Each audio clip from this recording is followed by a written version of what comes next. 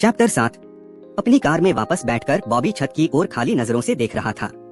एक हल्की सी उदास सिसकी उसके थके हुए मन से निकली। ये आवाज थी प्योर मेंटल स्ट्रेस की। सिस्टम, क्या तुम मुझे ऐसे रास्ते पर नहीं ले जा सकते जहां बेवकूफ लोग न हो? माफ कीजिए प्रिय होस्ट, क्या वो जिंदगी ज्यादा आसान नहीं हो जाएगी? आपका सामना नॉर्मल सिचुएशन से हुआ है। वो कुछ बोल नहीं पाया। सिस्टम सही था। एनर्जी बचाने का सबसे अच्छा तरीका है कि सबको इग्नोर कर दो, उसने अपने हाथ मजबूती से बंद करते हुए कहा, जैसे अब पक्का इरादा कर लिया हो। लेकिन 10 सेकंड के अंदर ही उसका वो डिटर्मिनेशन गायब हो गया जब उसे एहसास हुआ कि परेशानी तो खुद चलकर आ जाती है, चाहे तुम कहीं भी छुप जाओ। स्टोर वाली पागल सिचुएशन को पीछे छोड़ते हुए बॉबी ने वापस कैंपस की तरफ ड्राइव करना शुरू कर दिया। रास्ते में उसने KFC से टेकआउट ऑर्डर कर दिया। उसे पता था कि खाना उसके पहुंचने के बाद ही पहुंचेगा। आज का दिन बहुत ज्यादा था और अब वो किसी भी प्रोजेक्ट को शुरू या खत्म करने की हालत में नहीं था। डॉर्म रूम इस वक्त सही जगह नहीं थी। वहाँ का माहौल टेंस होगा। सबसे अच्छा होगा कि वो अपना सामान पैक कर ले और अगली सुबह निकल जाए। दिन में उसे रोहित कुमार के कुछ मैसेजेस आए थे। वो ब्रेकअप से बॉबी से ज्यादा दुखी लग रहा था। अगर बॉबी उसे उस जहरीले खाने के बारे में बता दे तो क्या वो यकीन करेगा? बॉबी ने हल्की सी हंसी में कहा, मैं खुद ही अपनी बात पर भरोसा नहीं कर रहा। सबसे अच्छा तो यही होगा कि टिपिकल मेन कैरेक्टर की तरह जो मन में आए वो बोल दो। पार्किंग लॉट में एक स्पॉट मिलते ही उसने थोड़ी देर कार में बैठकर आराम किया। फिर अपना बैकपैक, एक नया एक्सटर्नल हार्ड ड्राइव और लड़कियों से बचा हुआ स्नैक्स उठाया। कार से निकलने से पहले उसने अपने खरीदे हुए सामान को फ्रंट सीट के पीछे छुपा दिया और सीट की बैक को नीचे कर दिया ताकि सब कुछ नेचुरली ढक जाए। जब वो साइड एंट्रेंस की तरफ खाने वाले डिलीवरी गाय से मिलने जा रहा था तभी उसका कॉल आ गया। ट्रांजैक्शन जल्दी और आसान था। अब उसके पास डॉन तक धीरे धीरे चलने का पूरा टाइम था। दिन का एंड एक हल्की सी ठंडी हवा और शांत माहौल के साथ हो रहा था। कैंपस बिल्कुल चुप था। कोई नया बंदा आता तो सोचता कि शायद छुट्टियां चल रही हैं, लेकिन वो उस स्ट्रेस को फील नहीं कर पाता जो वहाँ फैला हुआ था। लोअर क्लासेस के फाइनल्स चल रहे थे और सीनियर्स अपने ग्रेजुएटिंग प्रोजेक्ट्स में लगे हुए थे। कॉलेज लाइफ का सबसे स्ट्रेसफुल टाइम।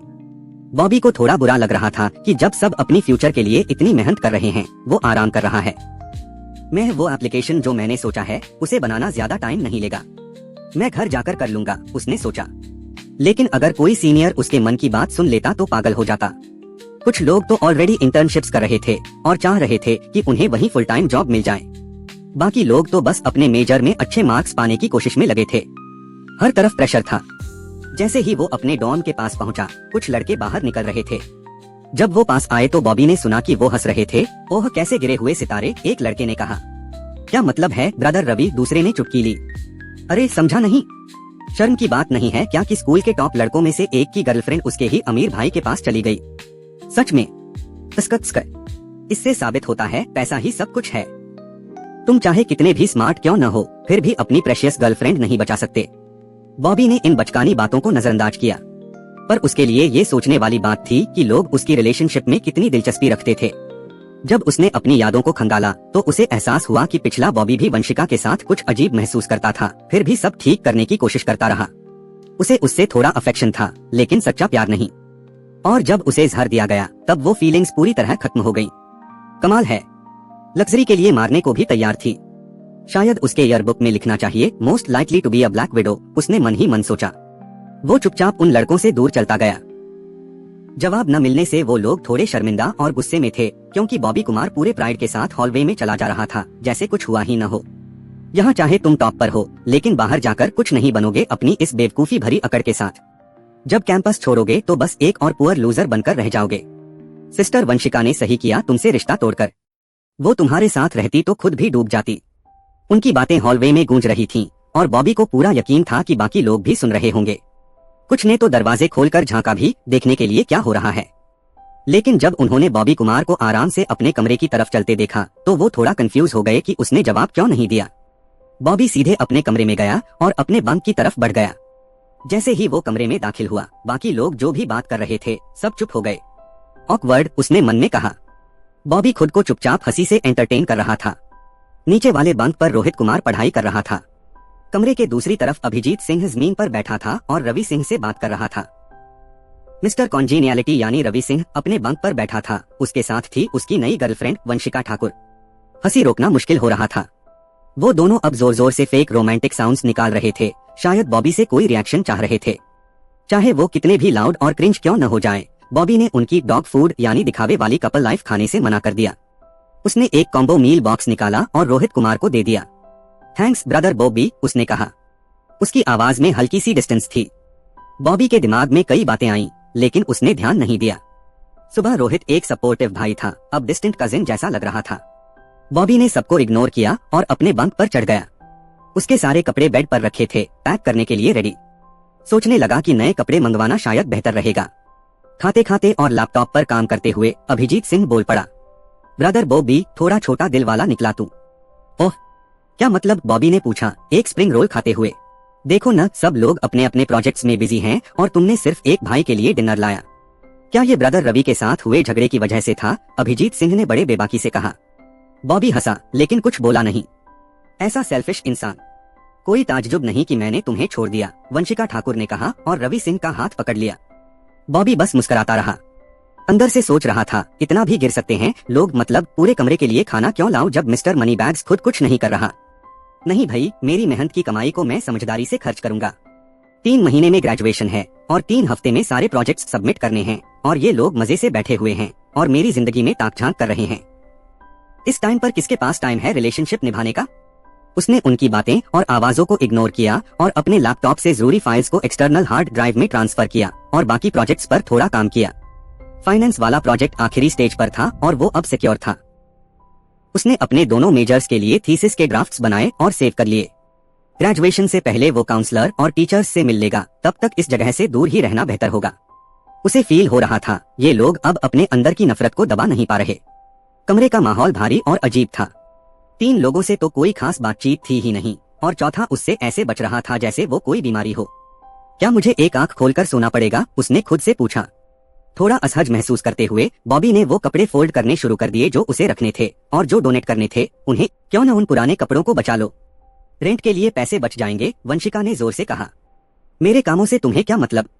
और ये अच्छी बात है कि तुम्हें पैसे बचाने की अक्ल है। उम्मीद है ये बातें तुम्हें अपने फ्यूचर में याद रहेंगी, बॉबी कुमार ने बिना किसी हिचक के जवाब दिया। सच कहें तो उसे तो ये भी नहीं पता था कि वो अभी भी कमरे में है। तुम्हारी ज़बान अब भी उतनी ही तेज है बॉबी, रवि ने टिप्पणी की। ये तो स्मार्ट माइंड का रिजल्ट है, बॉबी ने हल्के अंदाज में कहा, लेकिन बात सीधी दिल पर लगी। रवि सिंह ने बात अच्छे से सुनी थी। सब जानते थे कि उसके ग्रेड्स सिर्फ एवरेज थे और वो अपने पिता के पैसे के सहारे ही ग्रेजुएशन तक पहुंचा है। इसलिए उसे बॉबी कुमार के काम की जरूरत थी ताकि उसकी परफॉर्मेंस थोड़ी अच्छी दिखे। अगर वो प्रोजेक्ट सबमिट करता तो रिव्यू में ये लिखा जाता कि रवि ने मेहनत से इतना अच्छा काम किया ताकि वो वर्किंग वर्ल्ड में खुद को साबित कर सके। बॉबी इन बातों से अनजान था और अगर उसने रवि की ऐसी किसी प्लानिंग को सुन भी लिया होता तो शायद सबसे पहले यही पूछता, इसकी सोच में इतना ओवर एक्टिंग क्यों है? जब लैपटॉप का डेटा ट्रांसफर हो गया, बॉबी ने हार्ड ड्राइव पैक की और बाकी चीजों की सफाई शुरू कर दी। कमरे का माहौल और ज्यादा अजीब और गुस्सा दिलाने वाला हो गया था। वो किसी भी ड्रामा के मूड में नहीं था। अगले दिन के कपड़े निकाल कर रखे और बाकी का सामान सूटकेस में पैक कर लिया। वो डॉन से निकलने ही वाला था कि ब्रदर बॉबी, क्या मैं तुम्हारा लैपटॉप थोड़ी देर के लिए यूज कर सकता हूँ? मेरा रिसर्च करते हुए क्रैश हो गया। मैं टाइम वेस्ट नहीं कर सकता, रोहित कुमार ने माफी मांगती मुस्कान के साथ कहा। बॉबी कुमार ने भी मुस्कुराकर जवाब दिया, ऑफ कोर्स ब्रदर रोहित, मैं डोनेशन बिन और कार तक जा रहा हूँ, तुम यूज कर लो जब तक मैं व्यस्त हूँ। थैंक्स। बॉबी हॉलवे से बाहर निकल गया और रोहित कुमार ने लैपटॉप को डेस्क पर रखा और एक्सेस किया। उसे एक फोल्डर मिला, एक्स यूनिवर्सिटी फाइनल ईयर। उसमें बॉबी के फाइनेंस, मीडिया स्टडीज और मल्टीमीडिया प्रोजेक्ट्स थे, साथ ही कई यूआरएल लिंक्स और फोटोज भी। उसने कंधे के पीछे देखा, रवि की चालाक मुस्कान दिखी। पहले मुझे भेजो, रोहित कुमार ने कहा। वंशिका ठाकुर धीरे से हंसी और रोहित के पास आकर खड़ी हो गई। तुम्हारा काम अभी पूरा नहीं हुआ, उसने कहा। रोहित ने गुस्से में दांत भींचे और अभिजीत सिंह के हाथ से पेनड्राइव छीन ली। जल्दी करो और दूसरी पेनड्राइव भी रेडी रखो, पहली निकालते ही दूसरी लगा देना, रवि सिंह ने सख्ती से कहा। जैसे ही रोहित ने लैपटॉप की ओर ध्यान दिया, अभिजीत सिंह ने अपना फोन उठाया और वीडियो रिकॉर्ड करने लगा जिसमें रोहित बॉबी का प्रोजेक्ट चुरा रहा था और उसमें वायरस डाल रहा था। फिर स्क्रीन ब्लैक हुई और उस पर लिखा आया, कोड एरर। रोहित ने दोनों पेनड्राइव्स रवि सिंह की ओर फेंकी। कुछ ही सेकंड बाद उसके फोन में बेल की आवाज आई। You have received 5 lakh rupees to your account ending with किस्सस माली XXXXXXXXXX 590। उसने राहत की सांस ली और तुरंत SMS डिलीट कर दिया। उप्स, वंशिका की आवाज कमरे की खामोशी को चीरती हुई आई। सबका ध्यान जैसे ही गया, अभिजीत और रवि जोर से हंस पड़े। रोहित की आंखें खुली की खुली रह गईं। उस सांप औरत ने उसकी ड्रिंक की बची हुई आखिरी बूंद, उसके चेहरे पर एक संतुष्ट मुस्कान थी, जैसे उसने कोई कमाल कर दिया हो। तुमने ये क्या कर दिया? रोहित चौंक गया। उन्हें पहले ही लैपटॉप को अंदर से डिसेबल कर दिया था, अब ये क्यों? उसे तो बाकियों से बेहतर पता था कि बॉबी ने कितनी मेहनत से वो सेकंड हैंड लैपटॉप खरीदा था। वायरस तो हट सकता था, लेकिन लिक्विड डैमेज के बाद अब वो पूरी तरह से खत्म हो चुका था। वो जल्दी से डैमेज कम करने के लिए दौड़ा, लेकिन जोश में उसने हालत और बिगाड़ दी। लैपटॉप प्लग इन था और जैसे ही उसने उसे झुकाया, ड्रिंक का कुछ हिस्सा पावर पोर्ट में चला गया। एक स्पार्क निकला, जिससे रोहित और बाकियों की हालत हिल गई। लैपटॉप जमीन पर गिरा और जोर की आवाज आई। पूरे कमरे में एक डेड साइलेंस फैल गया। है, अब तुम्हें वो बहाना देने की जरूरत नहीं रही। मैंने तुम्हारा काम आसान कर दिया, वंशिका ने कहा और अपना बैग उठा लिया। रवि सिंह उठा और लैपटॉप को लात मारी। बहुत बढ़िया किया ब्रदर रोहित, तुम सच में दिल से काम करते हो। मैं पक्का तुम्हें हमारी फाइनेंस डिपार्टमेंट में कोई बड़ी पोजीशन दिलवाऊंगा। उसने रोहित के कंधे पर ताली मारी, पूरी तरह से मजाक उड़ाते हुए, और फिर वंशिका के साथ बाहर चला गया। अभिजीत भी अपनी टिपिकल चमचागिरी वाली हंसी के साथ उनके पीछे चला गया। रोहित समझ ही नहीं पाया कि क्या करे। न जाने कितनी देर वो उसी जगह जड़ बनकर खड़ा रहा। तभी किसी की गहरी और नफरत भरी आवाज सुनाई दी। लैपटॉप ऐसे यूज नहीं करते ब्रदर रोहित। वो फौरन मुड़ा। दरवाजे पर बॉबी खड़ा था, उसका चेहरा गुस्से से भरा हुआ था।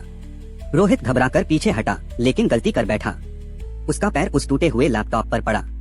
क्रैक टूटे हुए स्क्रीन की आवाज पूरे कमरे में गूंज गई। बॉबी हंसा, पर उस हंसी में कोई इमोशन नहीं था। वो फर्श पर पड़े उस बर्बाद लैपटॉप को देखता रहा और मन ही मन अपनी परसेप्शन को शुक्रिया कहा। कितनी नीचता पर गिर सकते हैं लोग।